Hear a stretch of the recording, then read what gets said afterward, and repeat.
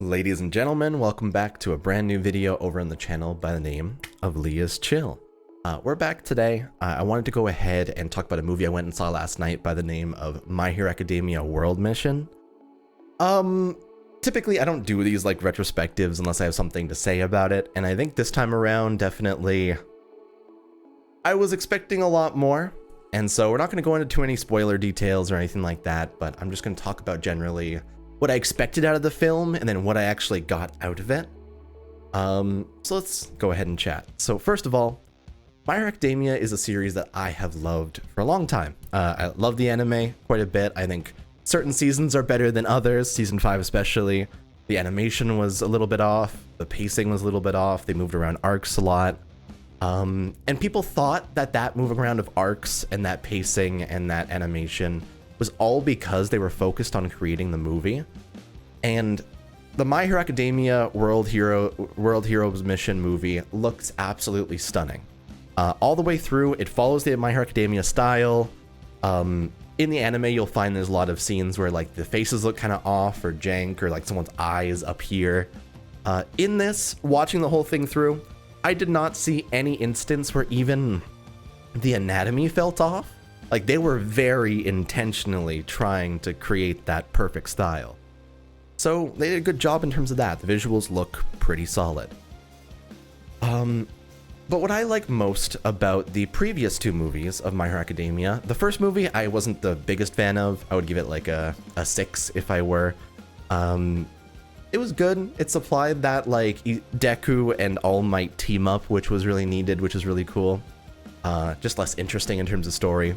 The second one, I think it showed off a lot more interesting combat, and it was really able to get to the core of a single simple idea, and just exposes more of like All for One's corruption in general. So I think the second movie was like really solid.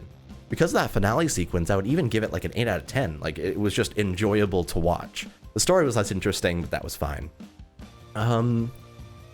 This movie, going into it, I think that the way that they were pitching this movie on the posters was completely wrong. All the advertising for World Heroes Mission was talking about the Three Musketeers. So it was Bakugo, Todoroki, and Deku in these new stealth suits with like these really cool like green motif on Deku, and Todoroki like has the little bit of highlights on it, and Bakugo. I really like these new outfits. It was what they were selling in My Hero Ultra Impact and Strongest Hero. Those two games were explicitly releasing these units because those suits were so hype. And then they wear the suits for the first 10 minutes of the movie, take it off, and never put it back on. Even for like the finale with like the big raid or whatever they're gonna do, they don't even put the suits on that were meant to sell the movie in the first place. And so it's literally, you know how you can see like a book cover on a book on a shelf, and that's what sells you on it? That feels like what they were trying to do with this, and then they tossed it aside immediately to try and get into their more simple story. And the first half of this movie, it feels kind of like a mix between Spider-Man, like what I think Far From Home should look like. If you watch the trailers, Izuku's wanted for mass murder. It's fucked up. And so he's Spider-Manning his way across like a Golden Gate Bridge while holding someone, and he literally like is being chased by the police, and they use lethal force on him with actual fucking guns.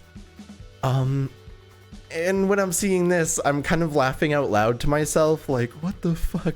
There's actual police in Europe shooting guns at our protagonist. All right. And naturally the story continues to take that plot line the whole way. And it becomes more of like a road trip movie than it became about the Three Musketeers. Which really gets rid of that whole focus that they wanted to have toward the beginning.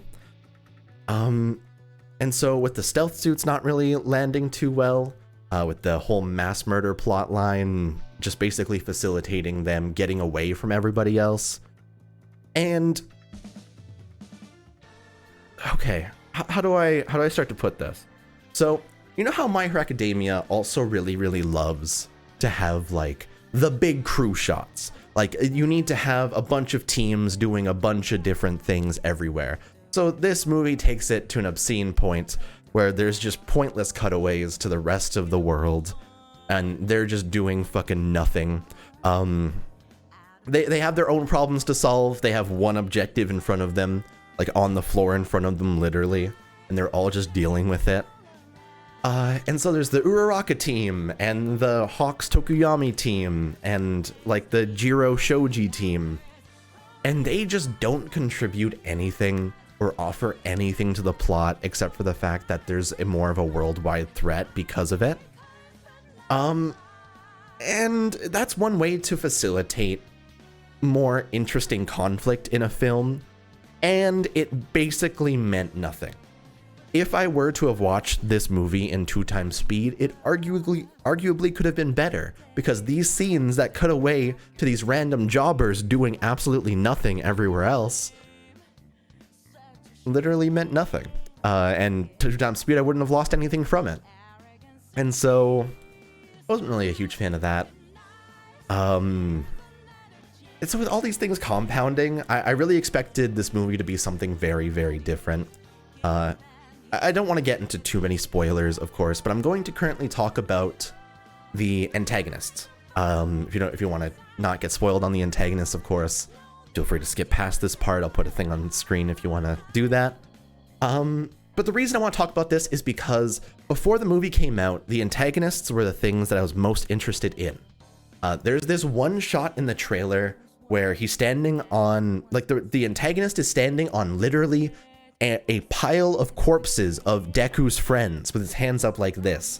And he has a robe on that has like the flag of Japan on both sides. And so when I saw this trailer, I theorized that it could have been someone who was obsessed with the Empire of Japan and trying to bring about imperialism back into the world. I completely fucking missed.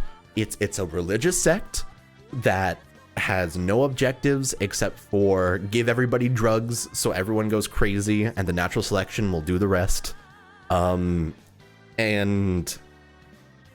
once the final conflict starts, the antagonist basically just becomes a bullet sponge.